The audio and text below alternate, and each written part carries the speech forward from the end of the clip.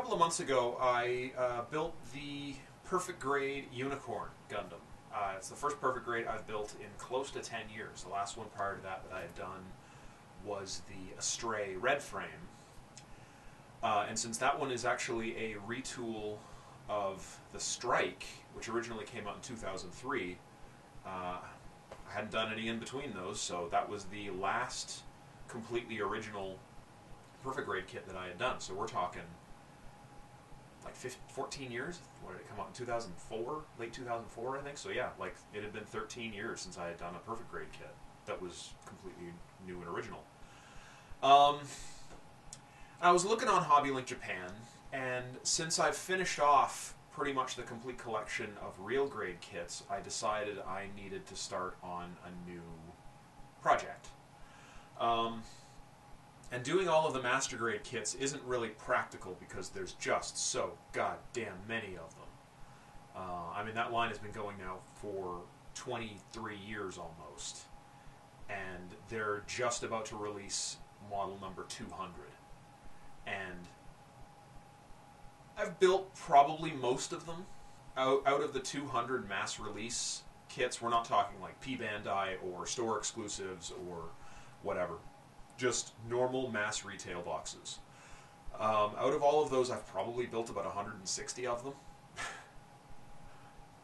Actually, it's probably fewer than that. I took a big fall off about 6 or 7 years ago, so there's probably a big gap in there toward the end. But so it's probably closer to about 130 or 140 over the last almost 2 decades I've been building Gundam.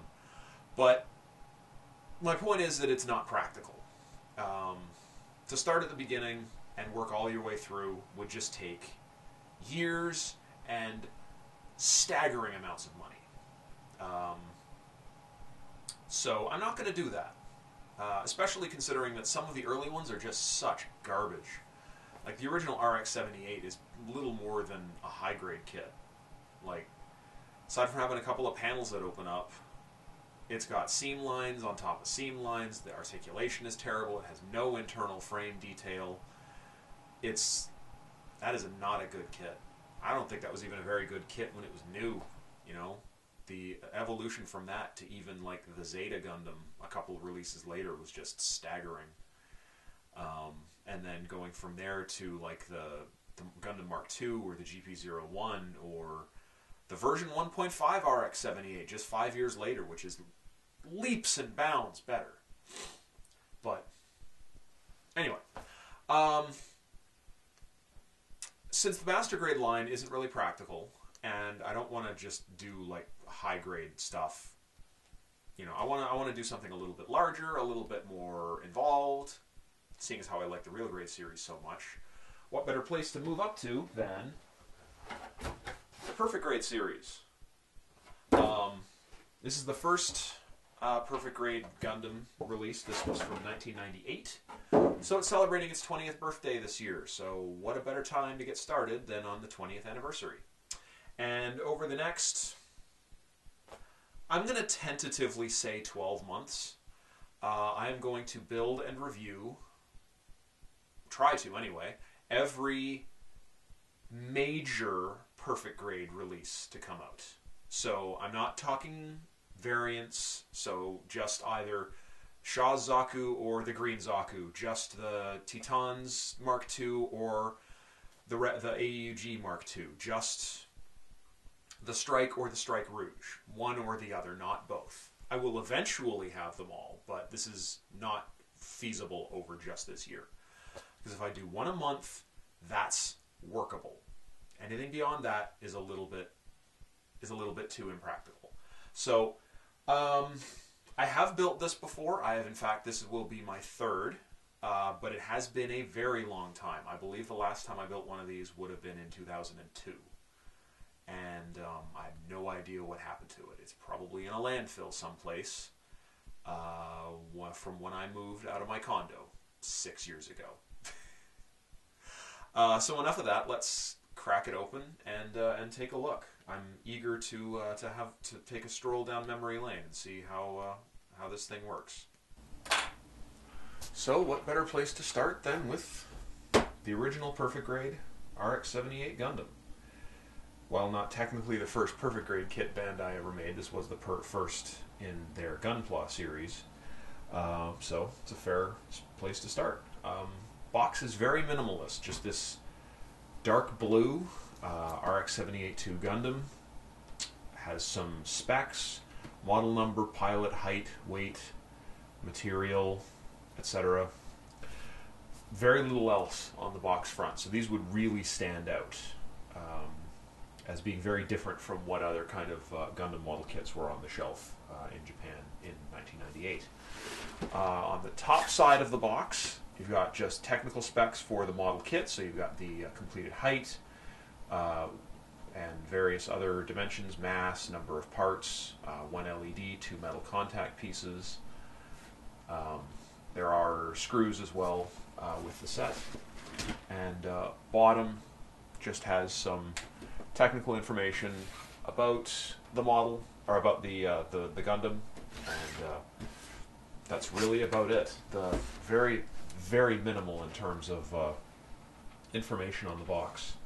And that held for a while. The first 3 releases were literally just this style.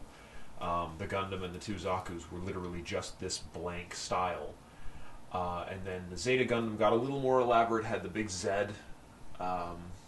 logo on the box, and then when the Mark IIs came out, then they changed the box art style quite dramatically. But this is what they held to for the first while. So let's see what we got inside. Now, the contents are spread across 3 rows of runners. There's a lot of parts in here. At the time, I believe this might have been just about the largest Gundam model kit in terms of parts count that had ever been made. This was released originally in 1998 and was pretty much the state of the art in terms of where the technology was going. But they're divided into these 3 stacks with separate parts inside this little box here, which the central box is about the same size as a typical master grade box, and appears to contain all of the screws and springs and electrical contacts, as well as the stickers. So let's start there. Starting with our sticker sheet. It's a large, clear-backed, self-adhesive sticker sheet, as opposed to water slides or dry transfers. Lots of EFSF logos, unit numbers, the Pegasus logo, more of the Pegasus logos with white base and unit numbers, etc. And these would be to cover over the clear plastic for the eye lenses if you opted to go that way, rather than, say, painting it. Next baggie, we've got 2 springs for the shock absorbers in the legs, as well as the contact points and the LED for the light-up eyes. As memory serves, this Gundam lights up with green eyes, which is peculiar because in the show it had yellow eyes, and at one point its eyes flashed red. So at no point in the series can I recall it ever having green eyes, so it's kind of strange that they would give it a green LED. One more little sticker sheet, foil-backed. These are also for the eyes, so you've got lots of them if you make a mistake with the others, or if you want to use the foil-backed versions. They have cutouts for the eye lenses, but the black is not cut out around the foil, so you would actually have to trim these yourself if you were going to use them. Really not sure why they would do that. You got our first pack of screws. I can't tell the color of these screws through the green bag. They look black to me. But you've also got a metal contact point for the light-up eyes. Looks like there's about a dozen screws in this baggie. We've got our silver screws. These are probably primarily for inside the head for lighting up the eyes. The metal silver screws are able to make a better contact with the to conduct the electricity than the black screws. And finally, one more bag of black screws and another contact point for the eyes. I neglected to show off this bit of box art. This is the internal box top. So this is the first, when opening the box, this is the first you would ever get a look at the completed model. And it looks really nice. You can see it's got some opening hatches on the shoulder here, on the side of the head, on the skirt armor. That was one of the cool things about this Gundam, was they really leaned hard into opening hatches all over this thing. I think it's advertised as having like 30 opening panels across the body.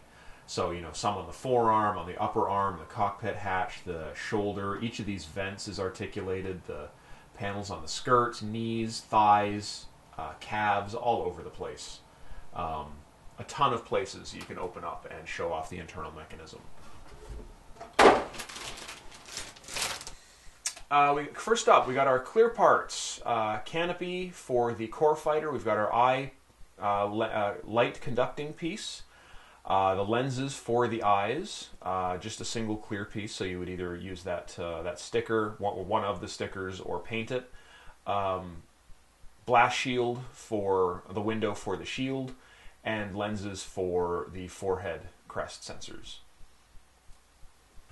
Some of the mechanical parts. This is the waist plate. This is where the core fighter would dock. There's a ball that screws into here that can connect it to the lower body. So it does have a fair bit of stability. There's not really much chance that it's going to snap at the waist. In addition, you've got the hands and a lot of joints for shoulders and hip parts.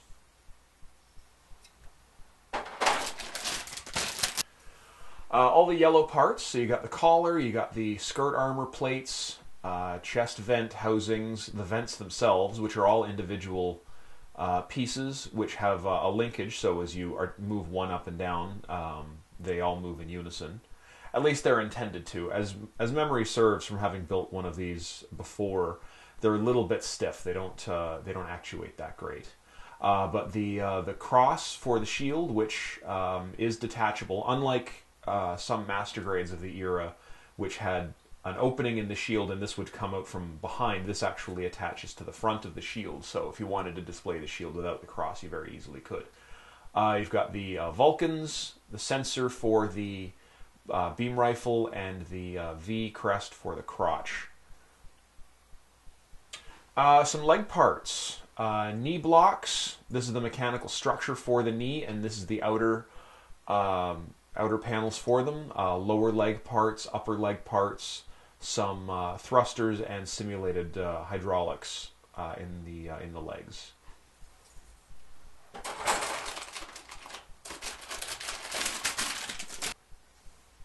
Mostly we got core fighter parts, main fuselage parts, engine housings, vertical stabilizer, wings, some opening panels. I believe there's for the landing gear, some mechanical parts inside, but also the main armor plate for the shield, which, as I said, has slots that the crest or that the cross can fit into. So instead of being just an open gap where the cross would be, you can insert it, and it actually looks really neat without the cross on it, kind of with this this slot in it, which just, I don't know, I always thought it looked kind of cool. Mostly beam rifle parts here. So you got the main frame with hand grip, and then the upper receiver for it as well. It's designed to hinge open. So there's a poly cap right here. You can hinge this entire section forward and expose the mechanical parts inside. You got the forward grip, the sensor, the emitter, rear cap. I believe this was part of the hinge mechanism for the sensor. In addition, you've also got some shoulder armor parts, which have got some pretty neat detail on the inside, some venting, and just general mechanical type details.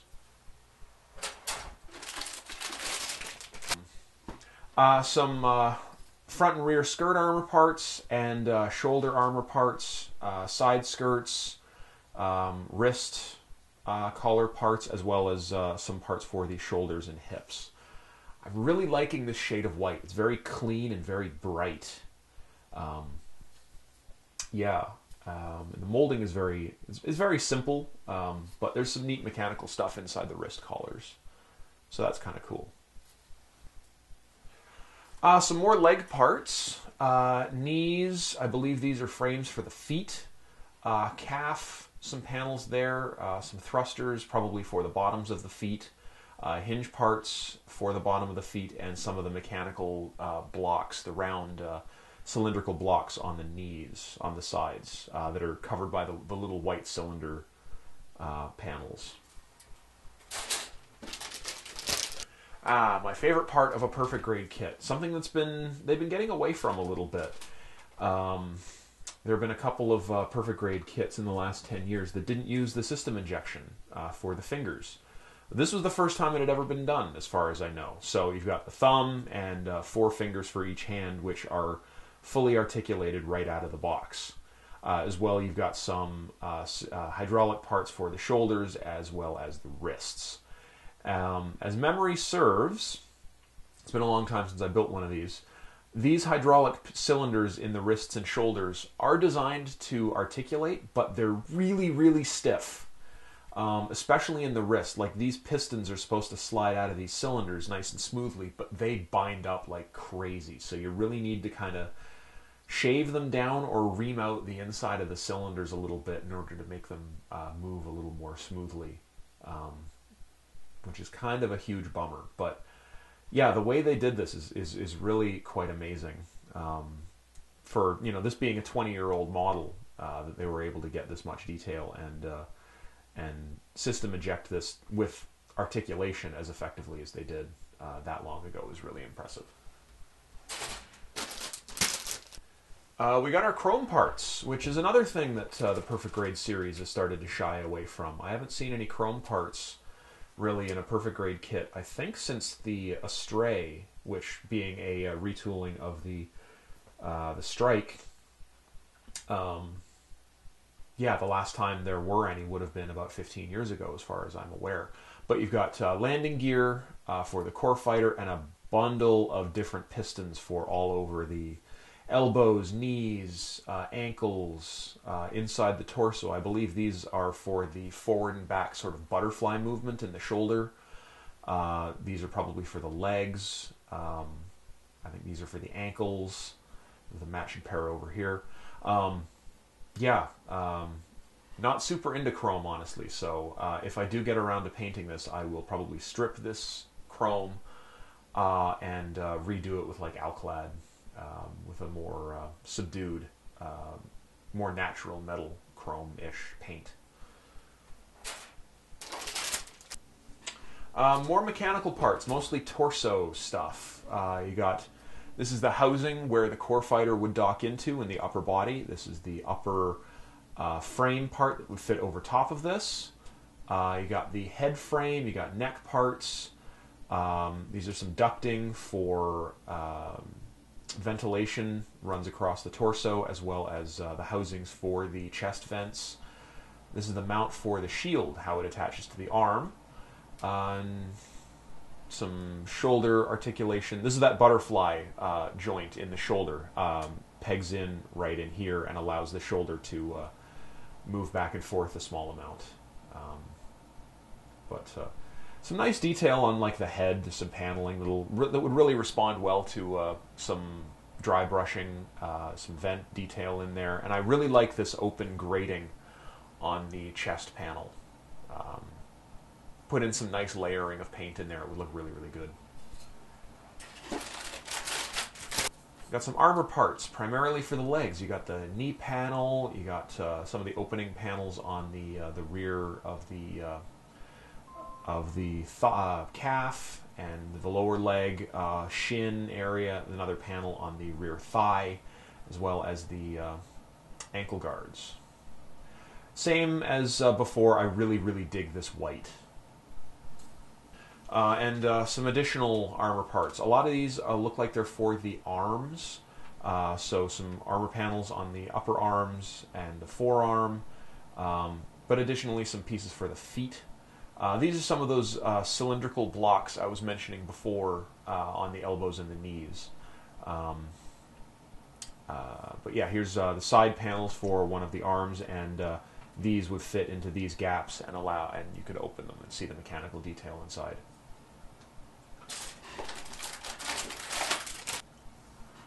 That is an awful lot of polycaps. Yeah, That is a hell of a lot of polycaps. It's not even marked as like PC runner number whatever. No, this is runner U for Perfect Grade RX-78. This is a specifically designed runner of polycaps for this model. Like, this is not a repurposed from any other model. There's 52 or 53 individual polycap molds on this. And that's to say nothing of, like, there's several of number 31, there's a couple of number 32, a couple of number 12, a bunch of number 53. So there's probably well over 100 polycaps on this runner right here.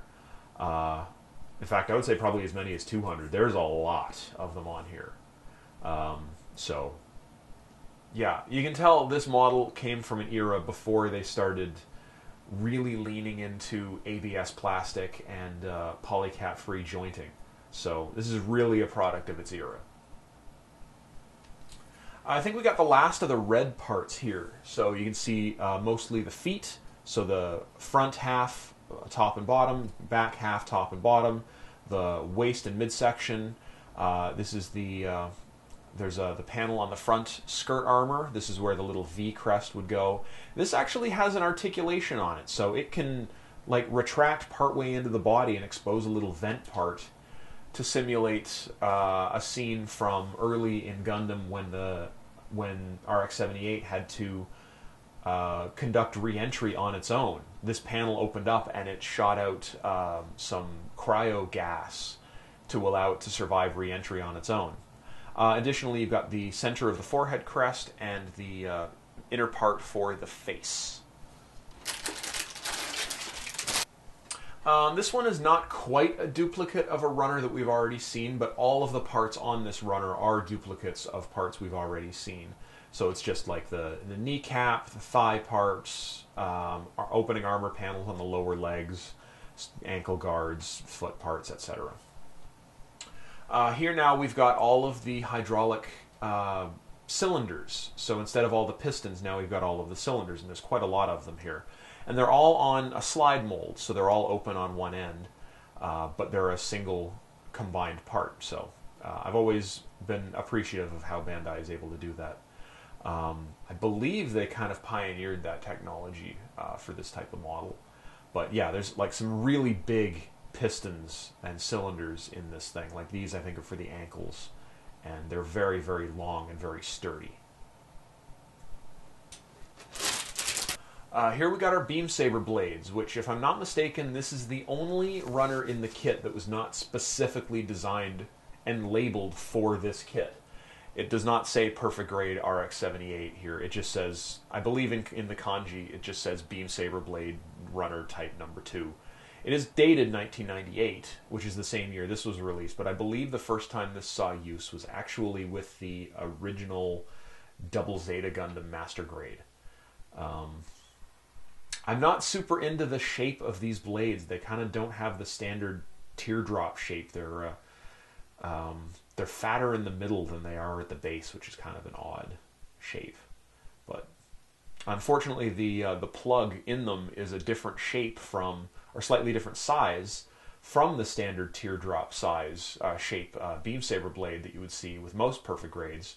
So they wouldn't be even compatible with the beam sabers from this kit, which is kind of a huge bummer. Some more mechanical parts. Lower body, back plates for the skirt armors.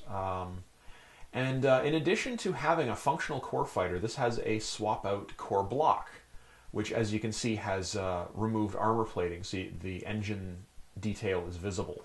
One of my previous attempts at this model, I actually really did a nice job painting that up. I wish I still had it. I have no idea what happened to the core block parts, but yeah, I did like lots of layers of color, and the color separation turned out really well. I was really proud of that, and I don't know what happened to it. But here you got the plate where all of the skirts attach, so they're just on ball joints, and then this would dock into here. You got some head armor parts. The side plates, which are jointed, they can open up to reveal some detail inside. You got the forehead and like top of the head armor plates with an opening for the Vulcan cannons. These are the forehead Mohawk sensor, which is in 2 parts, so you will end up with a seam in the middle, but that's a fairly easy one to fix. Forehead crest, and the face, which the twin vents in the face are not cut all the way through, which is kind of a drag. They started doing that, I think, around the Mark IIs, and I think that looks a lot better that way than to have just this halfway etched in line. But in addition to that, you got the codpiece, front and rear. This actually can open up, so it's got a polycap inside. You slide this panel up and you can dock the beam rifle, or if you have one of the accessory sets, the bazooka to the rear skirt. There's also the forearm armors and some additional armors here and there for various places on the arms, mostly.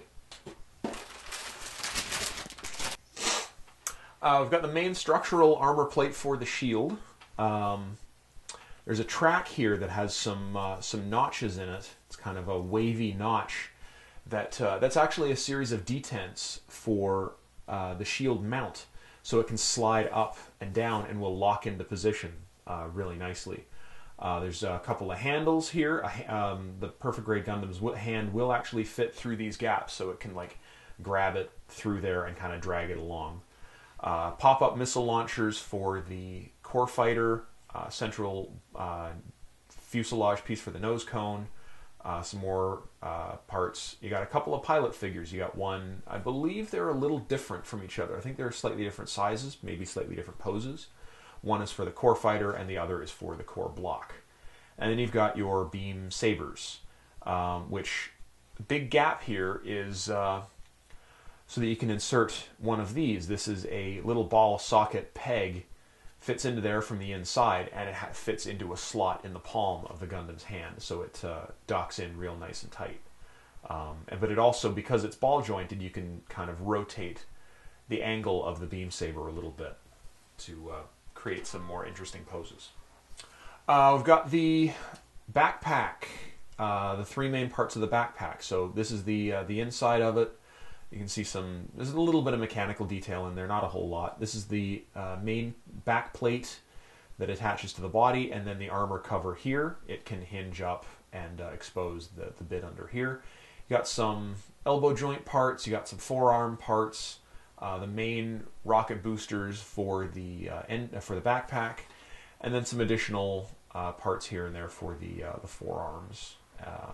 And I believe these are the booster engine mounts. These slot into here and the boosters fit onto them. But not a ton of mechanical detail on some of these parts. A lot of them is just flat panels where armor would attach, so there's not really a lot to see. But they do have some simulated hydraulic pistons, like there's a little bit right there and a little bit right there that would respond well to a bit of paint. And for last up for mechanical parts, some stuff for the lower ankle, I believe. This has a spring-loaded shock absorber in the leg. So those springs that we show off earlier would fit into a slot in here, which would peg into the upper body, or the upper part of the lower leg, and it would have like some slight spring-loadedness to it to kind of simulate a shock absorber. You got ankle parts, ankle armor parts. These are parts for the various joints, I believe, mostly on the legs to allow panels to open up. This is the detent mechanism for the shield. You can see that little notch there. It fits into those slots in the main armor plate, so that it'll remain in place wherever you leave it. In addition, this is the battery case for the head as well as the switch. As memory serves, it's only the battery case here. Other later Gundam Perfect Grade kits, the eyes the entire electrical system is contained within the battery case. So you pull it out, it takes the LED and all the contacts and the switch with it. In this case, it just takes the battery, and the LED and the contacts are all contained within the head. And last but not least, we got all the blue parts, the torso, armor, upper panels here for the shoulders that can lift up, fuselage for the core fighter, some additional core fighter parts, cockpit hatch, which is actually, it's a double hatch. This entire section can lift up, but there's also an opening there for a smaller plate that the pilot could fit out of. And then, of course, there's the chest part with the openings for the different vents. And last but not least, two instruction manuals. Whatever could that be for? Well, you've got your construction manual, which has your actual assembly instructions, and then your instruction manual, which is something Bandai doesn't seem to do anymore with the Perfect Grade kits. It's more of like a historical and biographical and design detail document than it is an instruction book. It kind of shows off what you know, a little bit of history of the model in the fiction, and you know, how it would have been designed in universe. I really actually like this diagram. It's kind of like stress analysis and sensor analysis, like what its fields of view can be, as well as like its weaponry ratings and specs. This is a neat one. It's a CG image of a shield taking a blast from like a bazooka or something and coming out basically unscathed. And then finally on the last page is the marking guide. And then your assembly instructions, or the construction manual, is exactly what you would expect. It starts out with the parts call-out guide, and then starts with the head, and then onto the arms, and then onto the legs, before getting further down into finally doing the torso, core fighter, and weapons at the end. And then final assembly. And for some reason, the first batch of Perfect Grades were all labeled as version 1.0, even though none of them have ever seen a version 2.0. So yeah, the late 90s, I guess you could say they took a bit of a leap forward with their engineering. Now, from what I understand, this comes from an age when Bandai was still doing the bulk of their design, and possibly all of their design, by hand, on paper. They hadn't quite transitioned to computer-aided design yet. So it's a bit simpler than what you would expect for modern day. If they were to do, say, a version 2 of this, it would probably have more sophisticated knees with like multiple joints and sliding armors here and there, but given that this is RX-78, it's a design originally from the late 70s. It still has a lot of like super robot aesthetic. I'm kind of okay with it being simple. I'm kind of okay with it being, you know, not as sophisticated or modern as, say, you know, the Strike Freedom or the new Exia that just came out, which I'm eager to build, and that's probably going to be the capper to this whole project.